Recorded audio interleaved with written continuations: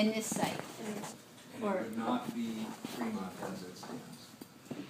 So Okay. Fremont as a school would be shut down and in its place another, something Whenever else. that happens. It's gonna be repurposed.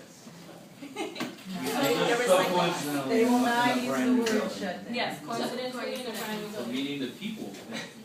So, Well, no, that can happen or not happen. sorry, brief. So, not next year, but the year after. Correct. But the timeline is now, So basically. the, So the everything has proposal. to be written up, starting in January, when they're gonna roll it out, although people already know about it and they're already working on it. And the last is gonna be June when you submit it, and then the committee's gonna decide which one they're gonna go with. So the proposal that we You're wanna gonna- create is what we wanna see happen on this campus, Right, because right. it's not gonna stay no matter what. Yeah. The proposal is, Right. we need to come up with our own idea of what we want the school to look like. Now, the real, like, this is, I mean, I was talking to somebody this morning, it's the idea, the problem is that, like, one of the things that I was worried about is that we're not gonna be able to prepare for all the, like, the things that they're gonna throw at us, like, oh, but what about this and what about this, like, who can we talk to help us to make sure that we are meeting all the requirements of what a school should have or deal with? So that was the purpose of also the meeting. There are people in that meeting who know how to do that. Because charters, you're gonna have people, that's their job, they have their template ready, etc. And figuring out who has that expertise to get us to that place so that our proposal is the best if this process goes through. So the hope is we gotta fight it, but we also gotta be realistic as to how the district works, and we have to be able to show something. And it has to be great. So we have a lot of allies in the community that are in support of improving what happens here, but in coordination with you, with the teachers, with our parent community, with our students, not just like, well, we think this is happening, right? So a lot of our partners, in our partner agencies, there's been people who have written these kinds of proposals, or grant writers, like people who are just like, who would be able to help us through the process, given that everybody in this room still has to teach classes and, all that. So we do have allies in the community that are in alignment with what we want. They really want to be able to engage with you as the teachers, and so one of the things that we are gonna have to start with this list, right, with the personal emails, is we're gonna be sharing some stuff, and if you're able to attend, please do, because your voice is gonna be necessary from the teacher lens. So you mentioned that, so this is happening with multiple schools, it's like repurposing the thing. And you mentioned something about like the schools not all being on the same, timeline, so like is the district open to proposals for all the schools? All in of the January schools are to on June? that same On timeline, that they same- just have okay. different dates for their meetings. Okay, Because of, they can't be there at once. Because the district people are gonna be there. Yeah, so the district people are gonna run our meeting, they haven't given us agenda, we don't know what. Okay, are we talking to other, the other sites? Yeah, so that was today, we had representatives from council and from MAC. The hope is, the proposal's gonna be site-based, but the fight is where we have to unite with the other sites, because it's the flatlines that's being hit. So the more people we get organized and the one voice that is heard from all sides, the more likely we are to make an impact. Yes. I mean, do they realize that 3 of the 4 schools, I don't even know what the 5th school is, but Frick, Brookfield. Mac, and Castle are all like predominantly African American That's- schools, like, that's what it do is. they not even know that that's what they're doing? They know, they don't care, but that's why they hired our company. So wait, I have a question. So they're not, so what they're saying is each of those sites are going to be a school, it's gonna be like rebranded and reorganized? Is that what it is? And Yeah. if it goes charter, it's limited enrollment. So, do we know that it's gonna be a charter school, or is that No, just but like they kind of a have- theory that it might be? They're as equal Okay. in the process as we can be. Yes, Ms. Arabia? Okay, the thing about I don't know about the other four, and that's an important question. But the thing about our school is, we're ripe to be poached. We have all this money that the taxpayers have said, Fremont gets this money to come up to speed. We're the only high school that does not have an auditorium anywhere close to every other high school auditorium on campus, and that's just getting us started. So that money is there, and the taxpayers voted to give us that money. And I don't think the feeling about Fremont is all as negative as you are hearing. I really don't. I don't hear that. I'm dealing with people who have had people graduate from here, and people who know Nick Ross, and people, you know, so I feel like for the 15 years I've been here, we've done some impressive stuff that's been seen.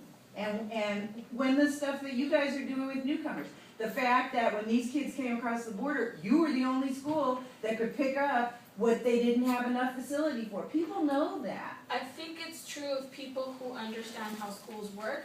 The families that live here, my family who knows nothing about education, who are not educated, which is the majority of this community, has no idea that that happens.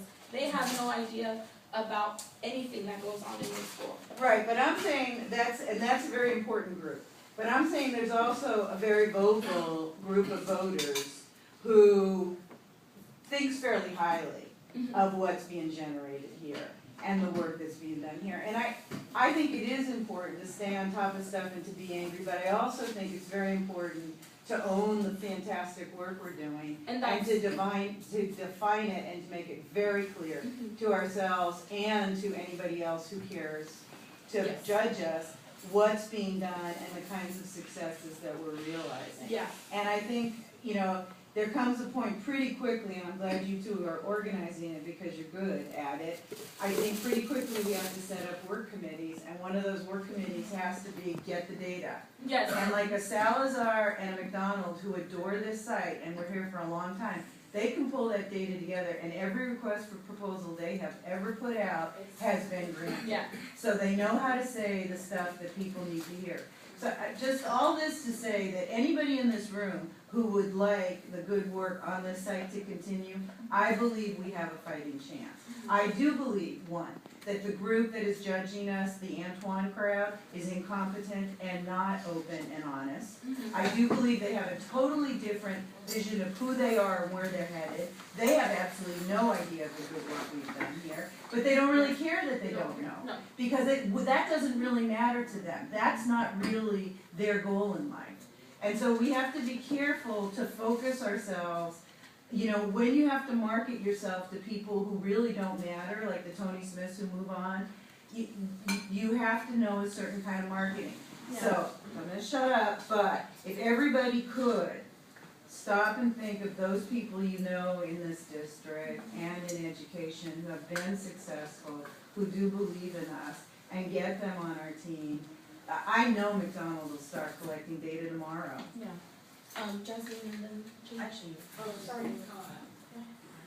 I see some of you when I'm here, but I'm a special ed partner. I run a program called Workability that's focused on transition, but I was gonna say I'm very much interested in parent engagement, and I do have to connect with parents often, so I don't know, you said kind of the information isn't out, so I work over the vacation, so I work all year long, but, you know, I'm willing to call parents, I think to if, let them know, is it? yeah, okay I if think that's if we happening could over the call break, them or- and say, there is a meeting on January 8th that we need you to come to because it will affect your child's education, and it is very high priority, I think that would be helpful, and I think, I don't know how much we can say, Nadia, do you have an idea of how much we can say?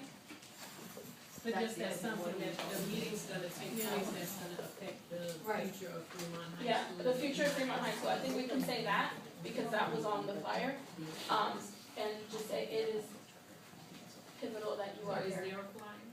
There is, but I think we're gonna redo it now. Yeah, no, No. there's then that No, we have flyer, to and use then additional there's one. another flyer that will be coming out. We will There's get gonna be 2 flyers to this Okay, thing. well, I'm on there, Okay, great. And then, last I was gonna say, you know, over the years, I've seen a lot of our students, even our resource students, what they've transitioned on. We do follow-ups on students for up to 2 Yes. years when they graduate.